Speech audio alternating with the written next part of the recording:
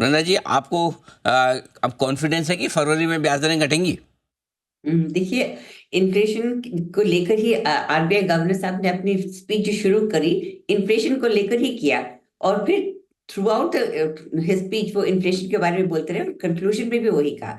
तो इन्फ्लेशन को लेके उनकी जो इमीडिएट शॉर्ट टर्म में भी जो कह रहे हैं ना कि सितंबर तक तो बढ़ सकता है, उसके बाद जैसे मैंने पहले कहा था, तो उसके बाद इन्फ्लेशन के सॉफ्टन होने की अपेक्षा है। तो इस कॉन्फिडेंस को लेके आरबीआई गवर्नर कह रहे हैं कि हम न्यूट्रल पे जा, और दूसरी बात की ग्रोथ पे भी वो कॉन्फिडेंट है। पीएमआई मैन्युफैक्चरिंग और पीएमआई सर्विसेज के बारे में भी उन्होंने कहा, और हाई इंडिकेटर इन्फ्लेशन के इंडिकेटर्स के बारे में भी कहा। और global central banks rates cut कर रहे हैं, तो इन सब को लेके आरबीआई को इतने कॉन्फिडेंस आया है। गवर्नर साहब कह रहे हैं कि हम न्यूट्रल पे जा रहे हैं।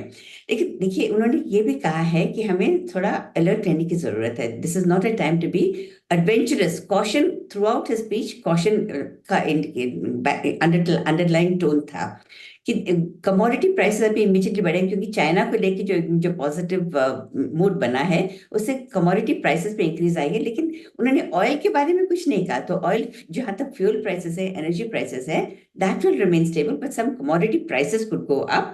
And food inflation depends on climate change, and finally, of course, geopolitical situation which could affect inflation. तो पूरा उनको जो कंसर्न था वो इन्फ्लेशन पे था।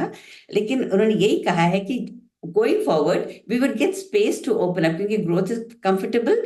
Central banks globally are cutting rates, so that gives us a window of opportunity to also start cutting rates. So मुझे लगता है कि definitely by February, the rate we can expect RBI to move into rate cuts mode, provided that the geopolitical situation does not get out of hand.